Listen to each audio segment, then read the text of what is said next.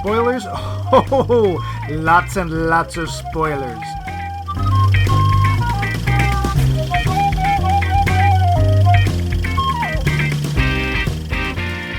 Science! It's what's for dinner! We're leaping ahead in time so we can come back and do this whole thing all over again. We'll be dancing with ourselves. It's astounding. Time is fleeting. But does anybody really know what time it is? Does anyone really care about time? I think I've got too much time on my hands, but is it 25 or 6 to 4? We'll probably never know, and for Are We Not Men? We are Devo. Wait, no. Huh? We are Max Mike Movies. Confused? So are we. It's a club with 1 billion members, and this week we're not making it any easier. On my left hand, which is the hour hand, is the TikTok man, the titular timey-wimer, Max Levine. Make a crack about time, Max. Time crack. Ha ha ha ha ha. And I am the second hand, Mega Minute Mike Loose. And no, that makes absolutely no sense. But will this week's movie? I don't know. We're in the middle of I Forgot How Much I Hate Time Travel, a series about science fiction's favorite trope, time travel. Does it ever really work? Does it ever really come out in the wash? And why won't it return my calls? Sorry, You're being too needy. These 36-hour days are getting to me. We have an indie film this week, 2004's Primer. Time travel has never seemed so science-y. But before that, we have poll question answers to take care of, as you have taken such great care in answering us. Indeed. Last week, we asked you, our dear listeners, what sad or touching movie scene, no matter how many times you've seen it, still makes you tear up? We got a ton of answers. Here are some of them. From the website, Vince, our Canadian correspondent? Yes, he's a letter. Vince is a letter. Here's a letter of Vince right. by Vince. He's flat and has a stamp on him. He writes, quote, I openly admit that I get very upset every time I watch Disney's Pinocchio when he's face down in the water at the end. I always think he is dead no matter how many times I have seen it, end quote. Personally, I thought he was dead. Well, he was a puppet, so at that point, he's still a puppet at that point, I think, so can't really be dead. What is life? What is time? That's what we're doing. Oh, right. From Facebook, we got the rest. First up, the Wheeze himself. He says, quote, Pixar movies. The first 10 minutes of Up. Sadness comforting Bing Bong in Inside Out. Anton Ego remembering his childhood in Ratatouille. There is a lot. Honorable mention, Wreck-It Ralph destroying Vanellope's car, end quote. I have a sneaking suspicion we'll be seeing more Pixar movies in the answers. Could be. Haley Paulson writes, yeah, could be. Quote, I know it's cliche, but Steel Magnolias every single time. I can hold it together, barely, when Shelby's found unconscious with the baby just screaming in the house alone, but Malin breaking down at the funeral just breaks my heart and I cry with her, end quote. I personally haven't seen it, so I'll take your word for it. Next, it's Weasel Yosef Forsyth, who shared, quote, my stepmom killed my dad, and I worked the pile. I don't actually know what that means. I wonder if there's a typo, but that's what it says. What? I don't know. My quote, my stepmom killed my dad, and I worked the pile, and I have actual tape with my father's voice I kept to listen to. And Tom Hanks is so much like my dad, his voice, his mannerisms. It's just too much in this 1 minute and 53-second clip from Extremely Loud and Incredibly Close. The first Yard Site was hard, and each since hits different, but still. And this year is the 20th anniversary of it. Sorry if that's too deep, but I just wanted to share, end quote. Oh, wow. Thanks. That was actually a really personal response. I appreciate you. We both appreciate you sharing that. Yeah, thank you. Have you seen that one, Max? I have not. I knew it would be too upsetting. Yeah, I read the book. That was Jonathan Foer, I think. And it's actually about a kid whose father is into 11. He's in the buildings. And he's 9/11, I think you mean. 9/11, yeah, 2/11. That's okay. When in danger, who do I call? The brave men and women of 411. Yes, it happened. And they didn't know what was going on either. Anyway, there are phone messages, and that's all he has left of his father because he was in the Twin Towers. Val, our pal from the West, offers, quote, so many. Bambi when his mom is killed. When Rick says goodbye to Ilsa in Casablanca. When Dorothy says goodbye to Scarecrow in Wizard of Oz, just to name a few. I'll add more when I think of them. I know I'm missing a big one, end quote. Well, she didn't think of them, but that's okay. Those are all really good ones. Kate Warner, first-time caller, gives us, quote, I mean, I cry a lot, but the last, half an hour of Brokeback Mountain, especially when he finds the shirts. Most of Atonement and the end of Cold Mountain. It seems those traffic love stories just get me. Oh, and the end of Coco gets me every time. I also watched that movie for the first time after coming back from England and seeing my grandmother for the last time, who at the time was struggling with dementia and pretty severe Parkinson's that kept her bedridden. It was too much. I kept it together in the theater, then got in the car and ugly cried all the way home, end quote. Yeah. I'm surprised you made it out of the theater. That's impressive. Yeah. I didn't. With Coco? No. I just sit there and pretend that my allergies are bothering me, and thankfully my partner just doesn't look over. He doesn't question me about it. He knows I cry at Disney films. It's just the way it goes. Helen Alamano Hegarty responded with, quote, life is beautiful when Roberto Benigni has been captured by the Nazis, but he knows his son can see him, so he does a silly march to show him everything is okay as he's taken off to be executed. Yeah. Also, my girl, when Vita sees that Thomas J. isn't wearing his glasses and she's crying over his coffin screaming, he can't see without his glasses, end quote. Haven't seen either of those films, but all I know is Roberto Benigni couldn't have been more thrilled to win that Oscar. Yeah, I saw Life is Beautiful, and it is it's all the feelings. Yeah. Last, Richard Tatum simply added, quote, the climax of Iron Giant, end quote. Good call. Yeah. There were a lot more of you who answered, so if you didn't get quoted, you get triple Bumpy Bucks, the currency that tastes as good as it sounds. Yep. You'll also get 2 copies of the Bumpy Hut catalog, the Invisible Edition. In fact, you might already have it. You never know. Others who responded include George Saulnier, Amber Stevens, Steve Strickland, Peggy Trouth, Chrissy Becker, Agatha and Nick Gasparoni, and Geneva Brunetti. Thank you all for your great answers. Appreciate it. Max, yeah, we have to ask you, since it was your question, what movie just gets you to tear up every time? Or what scene? Well, I am, to use the technical term, a complete sap about sad movies. I cry when the traffic lights change color, but there are some... I mean, again, a lot of the ones people mention, they get me. There's one I have never understood. I don't know why it affects me this way, but every time I've seen it, and it's Going My Way, Bing Crosby and I believe Pat O'Brien. Is there something sad in it? It's not sad, it's touching.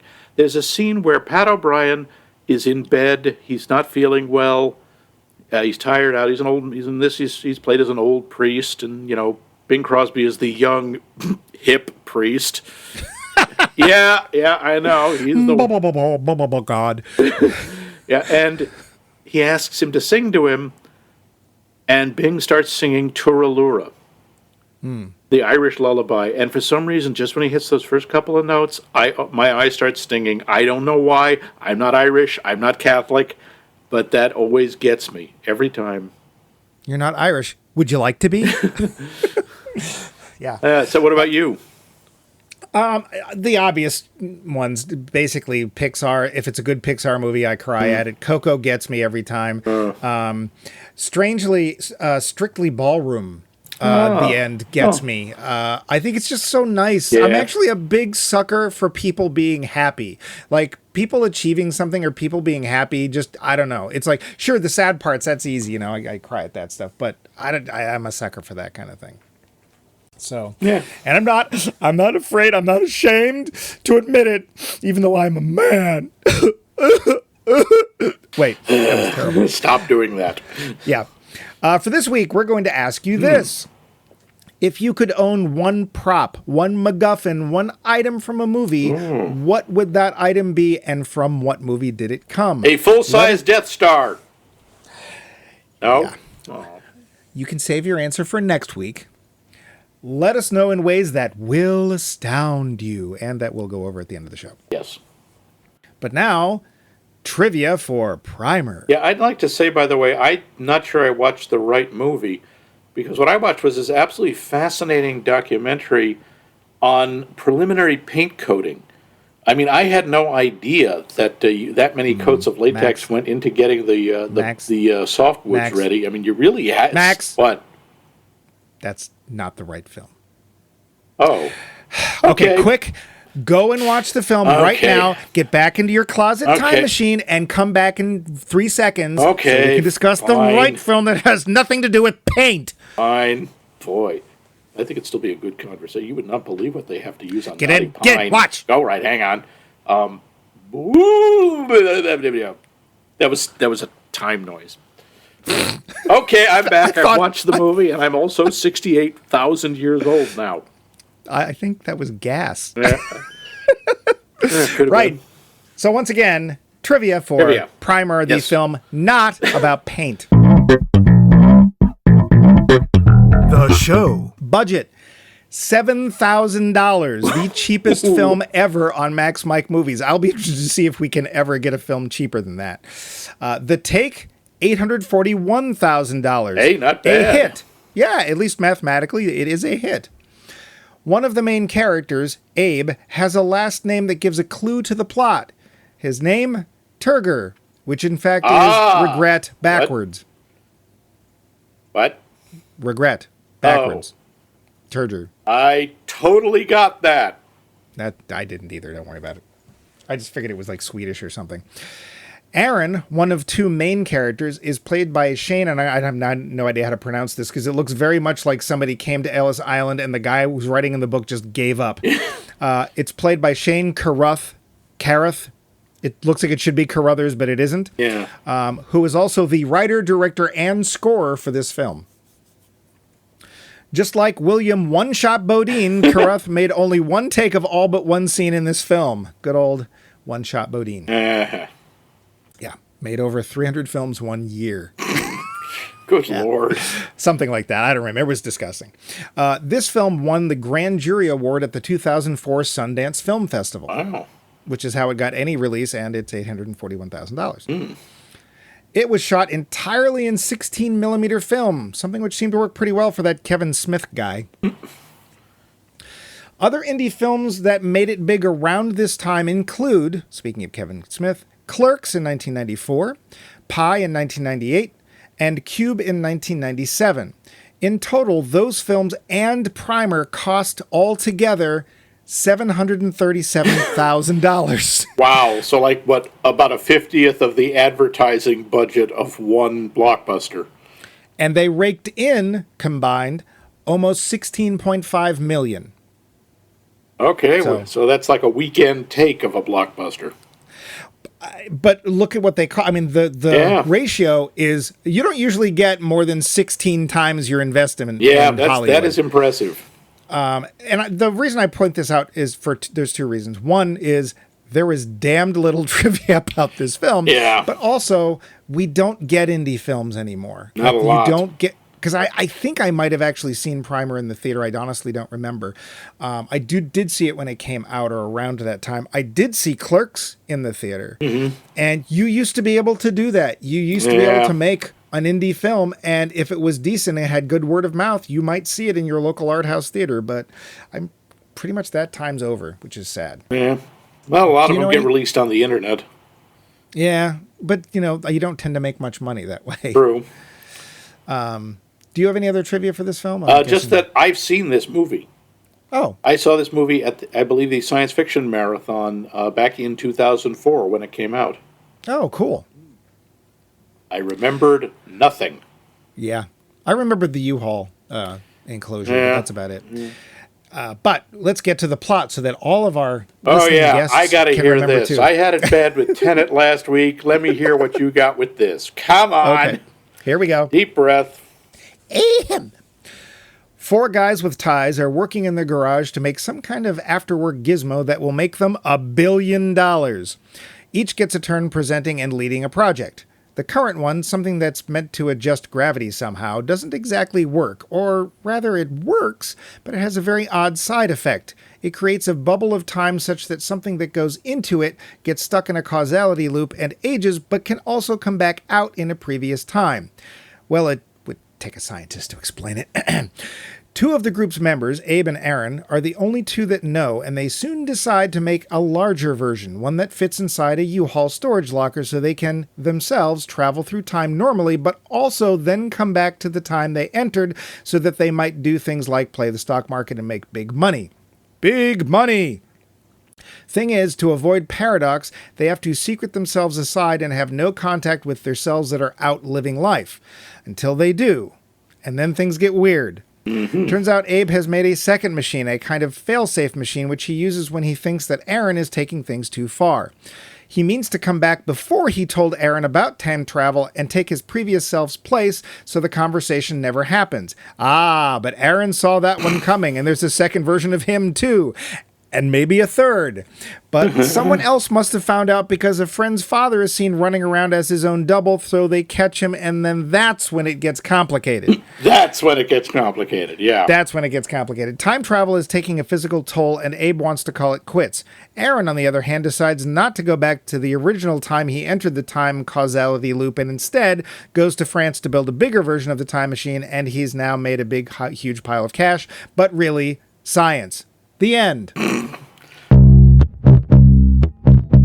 The lowdown. Oh, yes, and there's also 2 of them at the end. Right. Or 3. Or more, I'm not sure. We're not entirely sure. So I want to actually start our discussion with a question that's more or less related to the film.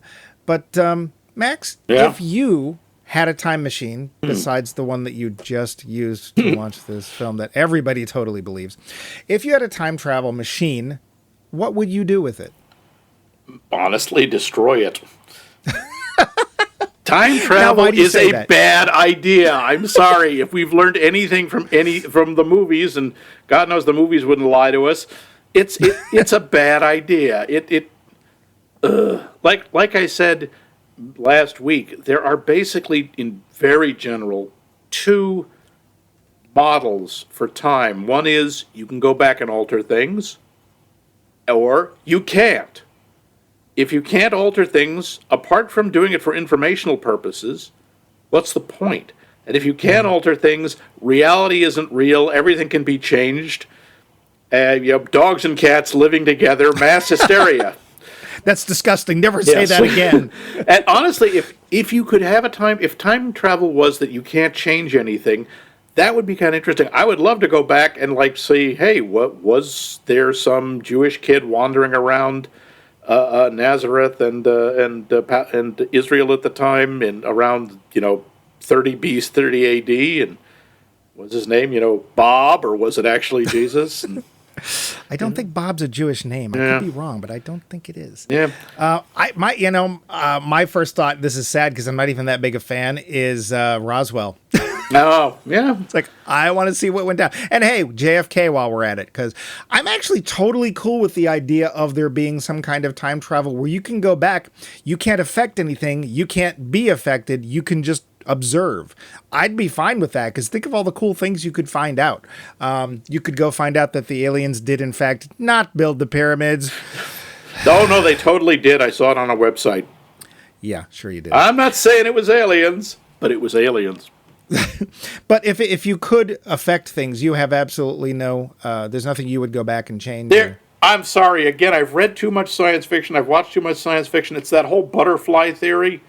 Mm-hmm. That Ray Bradbury story of the guy who goes back in time, he steps on a butterfly and it completely rewrites history. Wait, you believe in Ashton Kutcher? Not that butterfly effect. And no, I don't. I think Ashton Kutcher simply was found on the back of a beer label, and they made him into a person. I don't know. I would like to thank you for letting Ashton Kutcher into your life. I wouldn't. So no, Max is a big no. What would he do with time travel? He'd destroy it. Yeah. Okay. What about you? What would you do? Again, observation. I don't really have any interest in changing time, because here's the thing.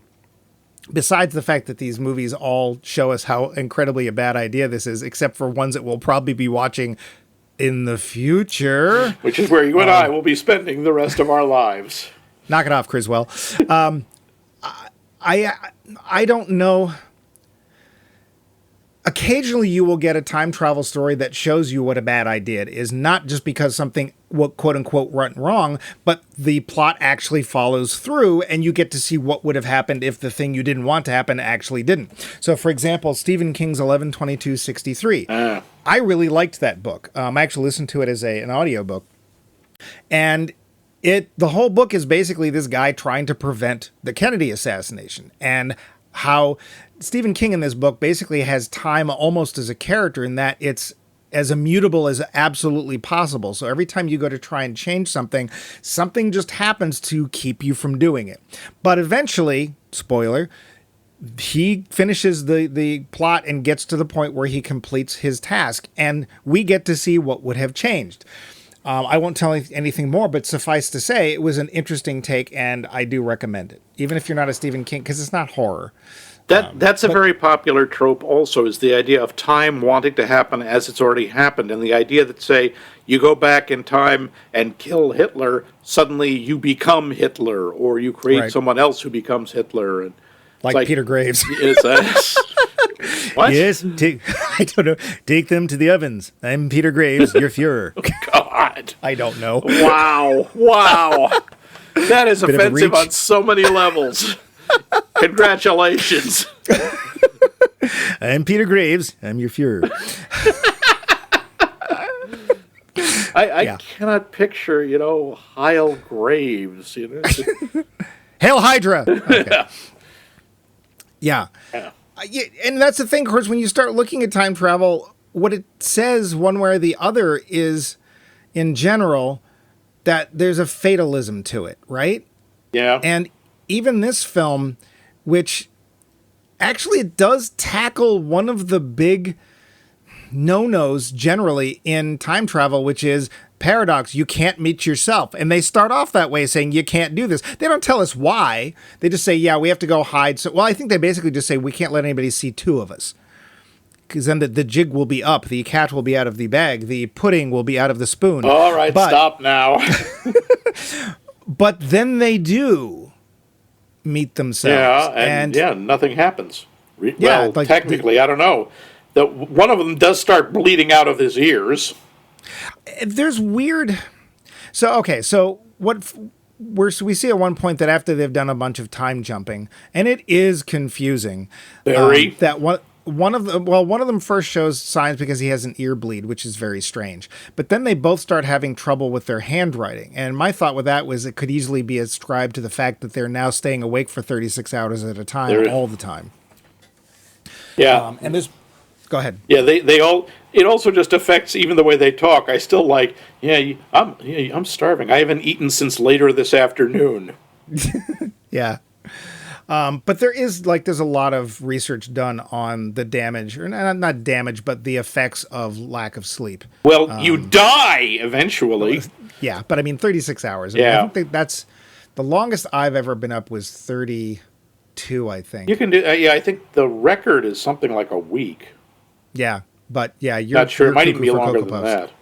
Yeah, and things get weird even after like about 30 hours, because we both used to do the science fiction film marathons, and it wasn't just that the marathon was 24 hours because you got up, like you normally did that morning, did your stuff, then drove out to the theater, and then if you were really stupid, you drove yourself home. The thing I most remember is that all of the colors in the world were like faded and washed out. Yeah, and the light gets weird. By the way, I just looked it up. The record for staying awake is 11 days, 264 hours. That's too many. Yes, that's too many days. Yeah. So the paradox, which is one of those questions we've asked about in the past, was, do they address the idea of paradox? They kind of do. They talk about it. Don't. I mean, they sort of even flit past the idea of the grandfather paradox. One of them says, yeah, going back in time and killing your grandfather. I don't believe that. Yeah, and yet... go ahead. I'd like to talk about it as a movie itself first. Sure. What did you think of this as a movie? There are things that I liked a lot about it. And one of it wasn't talking down to us, right? Yeah. It wasn't trying to package something really difficult to understand in a way that a 10-year-old could get it. And I did really appreciate that. And apparently that was one of the points. The guy who wrote the film, Mr. Carruth, or Kareth, I don't know how to pronounce it, was saying that he really wanted the dialogue to be like two engineers talking, which it really is. Not just when they're talking about time, but when there's all four of them and they're just nerding out over whatever projects. And I am suddenly having IT department flashbacks and hanging around the software engineers like, oh, God, I know these people. Yeah, it's very Dilbert-ish. Well, although actually, one of my notes was, it's Hot Tub Time Machine meets Birdemic, which... What? No, it isn't. Well, yes, it is. So there's time travel, and all of the software guys from Birdemic kind of feel like these guys. But they all walk like normal humans. There's not actually a lot of walking in this film. There's some. Yeah. What did you think of it as a film? Again, I think it's very uneven. I liked what he was trying to do with some of it. There's a big thing with trying to make everything seem natural, like the dialogue, that sort of Robert Altman, this is how people actually talk, which of course means it's very hard to understand what anyone's saying. You really have to, I had to keep the volume cranked up. If I had subtitles, I would have turned them on. I think it's a really interesting idea. And again, as you say, I like the fact that they don't go out of their way to explain how things are working, and they don't have a MacGuffin, really. But honestly, I think it kind of goes off the rails about 3/4 of the way through. And I think maybe it's supposed to. It's supposed to get really confusing because, in effect, the narrative flow is literally doubling back on itself. We have multiple versions of the same character. Like, what?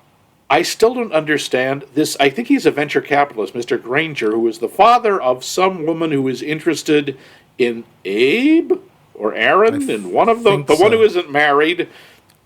That's Abe. Yeah, so Mr. Granger, he apparently gets a hold of the time machine for reasons we never find out.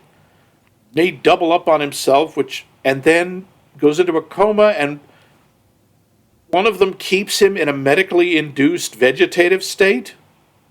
Yeah. And then kills himself. Well, no, kills him, and I think kills himself. Doesn't he kill a version of himself? No, not that I know of. He puts him out. Well, Abe puts him, because that's the backup machine. Okay. And so he's taking it's sort of like older, wiser Abe going, yeah, I don't think I really want Aaron to be in on this whole thing, so I'm actually going to go ahead and gas myself before I actually told Abe about this, so that I don't have, so none of this is going to happen. But Abe recorded their conversations, and when they first meet, he's actually listening to the conversation they're about to have, which, if that's not confusing. Yeah, and Abe poisons himself at one point. He injects his milk. He says it's easy to kill yourself when kill someone when you know exactly what they're going to have for breakfast that day. Well, so there was a scene that didn't make it into the film, which doesn't help out. And apparently Abe's supposed to be a diabetic, and that explains why he's so precise about everything. But I don't know if that's supposed to reference that or not. I don't know. The problem. This is what happens when you only shoot one take of anything, and you suddenly realize in editing that you don't have shots of things you need, and you have to make do. Yeah. So I think this was very ambitious. I think it was. I applaud the attempt. I think it was too confusing. So for what it's worth, I found on the Wikipedia page for this film, somebody did a little flowchart as to how this is supposed to work. You shouldn't need a flowchart for a damn movie. I agree, but it's not actually the movie, it's just how the time travel in this movie works. That being said, your point still stands. Here's the thing. As confusing as it was, I was still interested. Yeah. I still wanted to know what was going to happen. That's what was so annoying in some ways. It is. It's fascinating. You want to know what's going on. You want to try to figure this out. You want to untangle all the threads. Mm-hmm. And you're interested in the characters. Yeah. But I would say that their acting actually starts out somewhat stiff, but actually gets a lot better throughout the film. Yeah. Mr. Carruth did not have much of a career. He did direct another film, which I have not seen. But the guy who played Abe actually is still working. He was actually he had done some theater in high school, played some football in college, and then this was his first big part. And he went on to be in TV shows and movies. Nothing leading man or anything, but he's still working, which I thought was kind of cool. Good for him, yeah. Again, this is one of the reasons that I miss indie films and that potential of seeing them in theaters. Is this a great film? No. But I think, especially for $7,000, yeah, it's a lot more interesting than films made for $70 million in some cases. It is, and it's actually trying. It's original. Something. It's a really interesting and different take on time travel, something that by 2004 we've seen a heck of a lot. Yeah. And this took real chances. I admire that. One of the things that they do with time travel that I think is actually a really cool idea is that basically you can't go any further back than the moment that you first go into this time machine. That starts your loop. So if it's 30 years down the road, the earliest you can come back is 2004. That's it. It's like it's part of this set loop. And I guess the idea basically is when you go in to this field created by this machine, which includes things like pieces from a catalytic converter and a microwave oven. Sure. Yeah. I said hot tub time machine. I'm just saying. I think that one involves somebody having a drink and somebody dropping like a hairdryer into a hot tub, but whatever. Once you go in, it is possible during the time period that you're in to also come out at a different time. So what they do is they go in the morning and then come out and go hide themselves in a hotel room and look at the stock market all day. Then they make sure to come back at the end of the day when they're supposed to come out the first time, and then they start the day over, and they go ahead and buy stocks at ridiculously low prices and sell them for ridiculously high prices. Really is, if you are trying to monetize time travel, that's a pretty smart way to do it, especially if you can't go back. It's not like you could go back to ancient Egypt, steal a bunch of gold and bury it and then dig it up later. If you can only go back, in effect, a few days, that's a very smart way to do it. I mean, one of them is talking about the lottery. Right. But this is much more clever because the lottery is much more public. It draws a lot more attention. Right. And they were also very careful about their stock. They were like, we have to make sure we're not buying enough stock in this company that it will actually affect, make a big splash or change the potential outcome. And there are points, because they actually kind of go back more than once in the same time period. And I remember one of them at one point is like, wait, something went wrong. That's not how this is supposed to happen. And in fact, at the end of the film, they're both using pre-recorded conversations of things that they're like about a second or two ahead of what people are about to say. And at one point, the conversation deviates. So time, they're showing, at least in this film, time is very mutable. Yeah. That you can have, apparently having multiples of yourself is not a big deal except for people seeing you. It's like, I guess it makes sense. But I will say it's probably the most scientific feeling depiction of time travel if it were possible. Yeah, I think so. And of course, it all starts by trying to make a Weeble way less. The Weebles of science, everyone. Yep. Yeah. So it is hard to follow. But here's the thing. After, 17 years, I remembered the film and I remembered liking it, and I was kind of looking forward to seeing it again. The part that really bothers me is I remember getting it the first time I watched it, and this time... Yeah, I think that might have happened to me too. I mean, maybe we're just too old now, but... Eh, what? Yeah. Hello? Yeah. I don't know, but yeah. Yeah. So for some of our other questions here, so they make a time machine. Do you think that this is a good use of time travel? Do you think it's an imaginative... I don't know about imaginative, but it's realistic. I think, what would most people do if you can only go back a few days? Play the stock market. Why not? They also use it for reasons that are still kind of confusing. To bust up a guy who walks into a party with a shotgun, although he doesn't hurt anybody, even in the unaltered timeline, but Aaron is arguing that he might. I mean, this is what he's willing to do. What if he's obsessed with this girl who is interested in Abe, Rachel, and Aaron is saying, what happens if he ever gets her alone? This guy's obviously crazy, so they take the shells out of his shotgun and intercept him at the party, and Aaron becomes a hero for taking him down. I'm guessing also the idea is that at least this way there is something to have him arrested over. Yeah, that's the thing. But the way they talk about it, they've replayed this day many times. Yeah. And they're basically doing it until they got it right, which would sort of suggest that they had to get their other selves out of the way somehow. Yeah. It's very, very hard to follow. Yeah. But yeah. I agree. I think it's actually a very realistic use of time travel. And as they get more affected by doing it, you can see why their ideas get a little weirder and weirder. I think there was actually a parallel to a superhero film between this and that film, and that film was Chronicle. Oh, okay. Did you ever see that? I did. That's basically, what happens if teenagers actually got superpowers. Right. And one of the things I liked about it is they don't explain it. It's just there was an alien spaceship, something happened, they got powers, and then there was no sign of the alien spaceship again. It was just gone. Yep.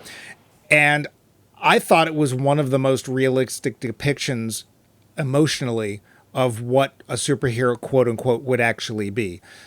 Spoilers if you haven't seen it, it doesn't all go well. Yeah, hard to believe that there might be a teenager who got superpowers who didn't necessarily use them to fight crime or make the world a better place. Yeah, I need to rewatch that film. That was a good film. That was another imaginative and original sort of film. Yeah, I haven't looked into the information about that one, but I don't think it was as big studio budget as a lot of the other films coming out at the time. Yeah, no, it wasn't. It was more of what they call a sleeper hit, too. It was more of a cult thing.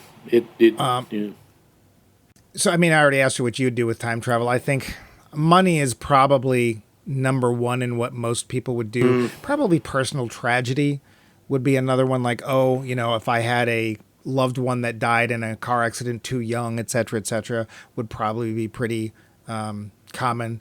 These guys, they're all wearing those. It was like early 2000s, so everyone who was wearing their white work shirts, it had to be oversized for some reason.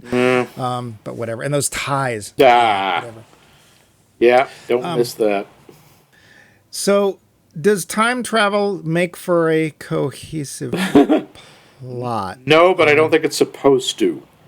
Yeah. I think it's supposed to be confusing. I think it's supposed to give us the impression of how this would mess with you and how it would mess with everything. But the thing is, it does it on a very small scale. It's a very personal scale. It's not like, the apocalypse is upon us, or, look at this, time and space are rending asunder. It's just like, no, we're getting messed up and very confused. Yeah. Yeah. That may, in fact, have been part of the point of the director, writer, singer, songwriter, Mr. Carath. I wish I knew how to pronounce that. And sometimes when you touch, the honesty is too much. No, sometimes that's it. I'm cutting off another one of Bumpy's ears. Oh, he's going to kick you for that. Sometimes when you try to make the audience feel your point instead of conveying it, it works great. And sometimes it kind of doesn't. Yeah. So would you say this was the latter? I think this comes really close, but I think it is the latter. I think it confuses more than it actually engages. But I love that he tried. I mean, this is a real remarkable effort, I think. And it's imaginative and clever, and given the resources they had, that's pretty impressive. Yeah, there's literally no special effects except one point. We look behind a table and there's nothing there, and the next thing a guy gets up in his underwear. That's literally it. Which I wouldn't even say is a special effect. It's just a different shot. No, there's no zappy things. There aren't even any particularly weird sound effects. There's no visual effects. Nothing. It just sort of happens. Well, now here's a question I hadn't thought of ahead of time. So most of the times in these movies, the time machine, the gizmo, whatever it is that's created to cause the ability to travel back and forth, is some either visually stunning design or it's some amazingly immense, thrumming electronic thing. Yeah. In this case, it's a metal box with a bunch of stuff in it. Yep. How did you feel about that? I liked that, actually. I thought it sort of impressed on you how mundane they were making this remarkable thing. And it fits with the general feel of the movie, because the movie is very grounded and very kind of, it's not impressive looking. None of the houses are impressive looking. No one dresses well. The cars are all, very basic cars. Everything is just sort of mundane and ordinary, and yet one of these ordinary things is this unimaginable technological breakthrough. Well, and now speaking of that, because you've been an IT person, you've been in and around. I know that this also sort of goes into biology. What did you think about the way they actually figured out that they'd discovered time travel? I thought that was really interesting. The idea that it's bacteria or a fungus. Yep. That grows. That they're using one of those Russian what do you call them, nesting dolls. No, it's a weeble. Oh, it is a weeble? It's literally a weeble. Oh, I thought it was, all right. It's actually a weeble. I missed that. Okay. They put a weeble in the machine, and it ends up covered with this sort of gross slime, and they have it analyzed, and they figure out it's this fungus. But the fungus, it's a fungus that's developed over about 5 years in, 15 minutes? Yeah. Or however long, and that's how, and I thought that was really interesting, because it's also really creditable, and it's like, okay, this is sort of scientific proof. It's not an accident. It's not a quirk. There's no way this stuff could have grown except if 5 years had passed. And they take it, or Abe takes it to a biology guy, and the guy thinks it's a joke. Mm-hmm. Like he had grown it somehow or found some source of this fungus and just smeared it on the weeble. And what happens is basically Abe is the first one to figure out what's going on, but and I gotta really applaud them for using sort of a scientific method. Abe basically on his own investigates first. He just doesn't go, I've created time travel. No, he starts putting watches in, digital versus analog.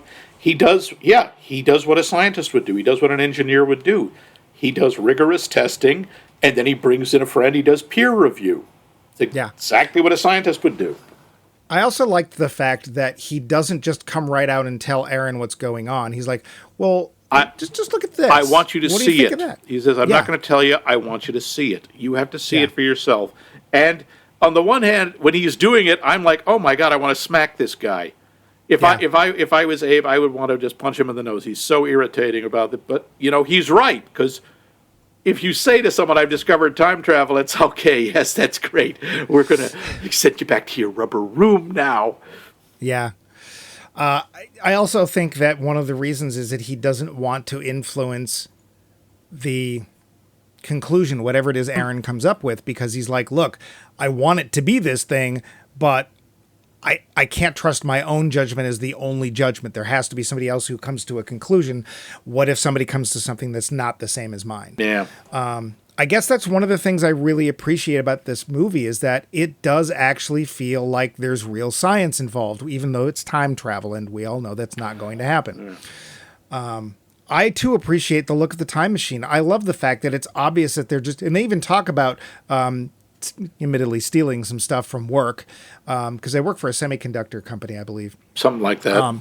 They actually we need some palladium. Well, there actually happens to be little tiny trace amounts in catalytic converters. That I didn't know. I didn't know there was platinum, but I didn't know palladium. I didn't know there was palladium. I thought that was where they got the platinum. I wasn't sure where they got the palladium because I thought palladium is toxic or radioactive or something bad. I don't know.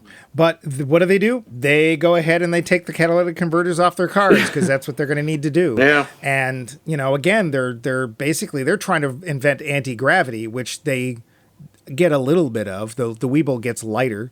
But that's, not the big deal. And who knows, maybe that's the thing that causes them to get all weird at the end, but, also staying up 36 hours. Yeah. So actual use of science, I actually thought that was really cool. Yeah. Does time travel make sense in this story? It kind of, but I don't know if it's supposed to.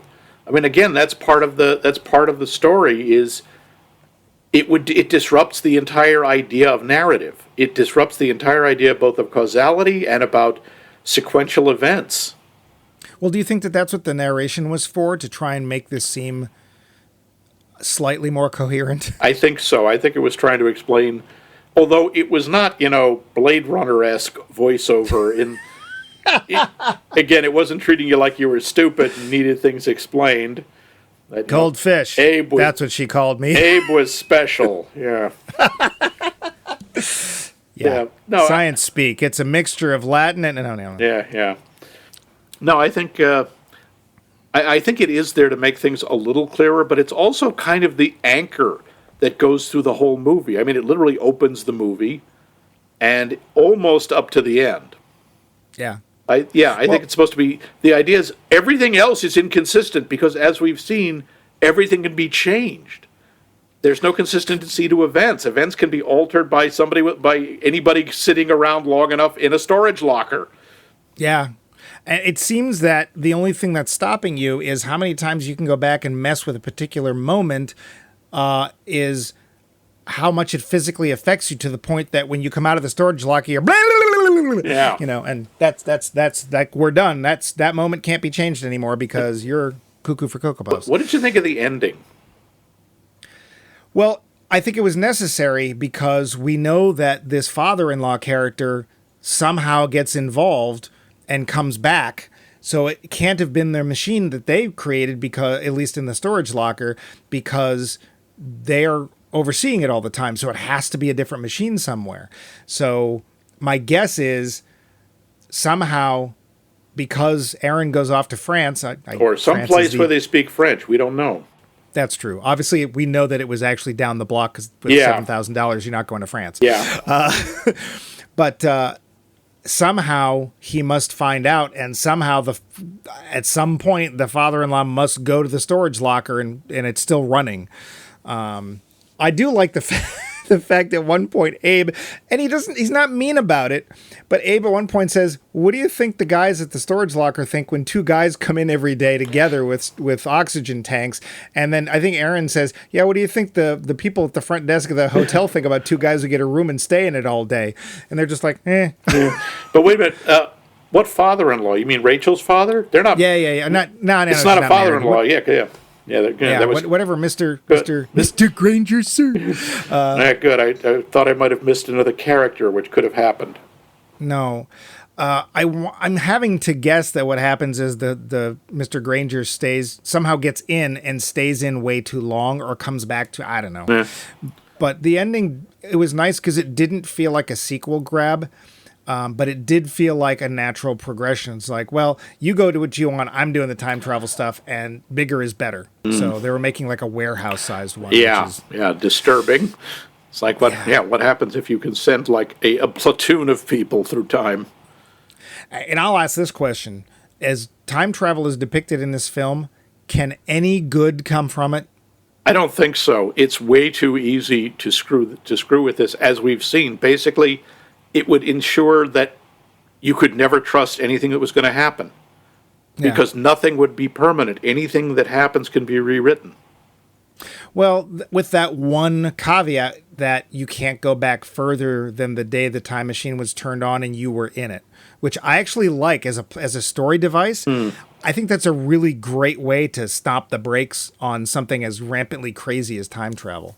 Yeah, but still, the sheer level of disruption that could come of that, the way you could mess with events, and if you go back, what is it? You go back in time, like how far? I think they go back 5 days, something like that. It's not very long. It's not, but if you go back 5 days and then start shooting random people on the street, or you blow something up, the damage you could do would be unimaginable. Yes. And that's why I asked the question, what good could come of it? And you could say, we could save all these lives and blah, blah, blah, blah, blah. Maybe. That's where the ideas of, at least literarily, things like balance come in. Is there something in at least this universe that would have to come around and balance that out? I don't know. Yeah, you can think of it in terms of, sure, this would be amazing for law enforcement. You go back and, we suddenly were in the Tom Cruise territory. You go back and stop crimes before they happen. Oh, well, if we're going to travel into Tom Cruise, I don't want to go. But, and because historically this is true of every technology, someone would weaponize it. Yep. And if you weaponize something that actually affects time and space, Yeah. It's a mess. Yeah. And I actually, I don't know. I'm out of my notes here. We can get to the wrap up, but unless you have any other notes you wanted, I did want to add one other thing. There's a cat in the film, or at least there's supposed to be. They're looking for it. We don't actually see the cat. We never see them but find it. Had it. a cool name. The cat's name was Philby. Oh yeah. Which is a character name from the Time Machine movie. Oh, okay. Nice touch. I missed that. Yeah. Yeah. No. I think we covered the other interesting thing about this movie. It's very short. It's like an hour and 17 minutes. Yep. Which I think it's good. Yeah, I don't think it should have been any longer. It's concise, it's tight. I think the directing is actually pretty good. The pacing is good. It moves along, and it is fascinating. Which means that we must be at the roundup. Indeed. The roundup. So Max, you think you saw it at a science fiction film marathon? I know if I they did. were really mean, it was at like midnight.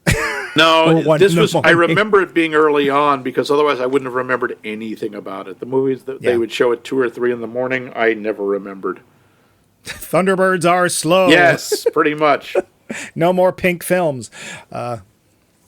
So, do you remember what your reaction was at the time? I remember it made me very uncomfortable. The movie. Okay. I was just like, this was one of an early. It was such a different view of time travel. And I just remember thinking, I don't know where this is going. I'm not sure how I'm supposed to feel about this. It was more challenging than I had expected in a movie about time travel. Mm-hmm. And seeing it again, how do you feel? Way more confused, but still, it's very challenging. Again, I really appreciate the effort. I don't think it worked as well for me, but honestly, that may be me. I think this is a movie worth watching, just, you kind of got to gear up for it. Maybe you have a notepad. Well, I usually do, but it didn't help. Flashcards, maybe a PowerPoint presentation. If it was 2004, I didn't see it at a science fiction film marathon. I don't remember if I rented it. Because it used to be back in the old days, a video rental. You could get films like Cube or Pi or Primer. I actually did see Clerks in the theater, but you could take it was $2. Who cares? And if you happen to hear about one of these films, you could see something really interesting, and all you're really wasting is maybe a couple hours of your time. So I might have actually rented this. I don't remember. I remember getting it the first time, but I remember liking it. I think I still do, and I think I'm going to agree with you in that I appreciate it because of its challenge. Films don't challenge anymore. I like the fact that science at least is respected, even if it's not true, because we don't have time travel. But at least they're showing them working at it in a scientific method-like way. Yeah, and the science they're throwing around isn't like technobabble. It's not uncoupling the Heisenberg compensators or making the jump to light speed without a computer course. It's talking about uses of argon, palladium, and platinum. It's talking about EM fields. Most of it is stuff that works, that's real. I was really hoping for somebody to go, cold laser bath, yeah, well, let's roll those dice. I like the fact that the machine, while utterly unimpressive, feels like Steve Jobs and Steve Wozniak in their garage, which is pretty literally what it is. And where would science be without the garage? I ask you. Yep. I'm going to recommend it, but with the caveat that it is confusing, and this can't be on in the background. No, you really got to pay attention. And even then, you're going to get lost. And I think for $7,000 and the fact that this film actually got as seen as it did, that's a good thing. I'm okay with that. Yeah. Not perfect. Yep. But we have a poll question that we want to bring back up, like yesterday's lunch. No. This week, we want to ask you, if you could own one prop, one MacGuffin, one item from a movie, what would that item be, and from what movie did it come? Let us know. How, you may ask? Why? You can email us right to us at maxmikemovies.com. Indeed. Which implies a website, which would be maxmikemovies.com. And hey, speaking of the web, perhaps you look at the web in a social way. Ooh, social. Social. Perhaps perhaps you tweet, or perhaps you phoebe. Either way, you can find us at Max Mike Movies. And if you do go to our website, we have every single episode just waiting for you to listen again and again and again. An endless time loop. Like we are right now. Speaking of which, in this loop of time, this swirl of temporal space, what are we going to be swirling into next week, Max? Well, as we talk about the practical uses of time travel, we're going to be checking into a movie that I think makes some of the best use of time travel in cinematic history. What would you use it for? Doing your history homework. Yep, and there we will see William S. Preston Esquire and Ted Theodore Logan. Excellent! A.K.A. Wild Stallions in Bill and Ted's Excellent Adventure, Keanu Reeves' magnum opus. Yeah, sure. Tell me I'm wrong. You're wrong, Max, and tune in next week to hear Max be wrong again.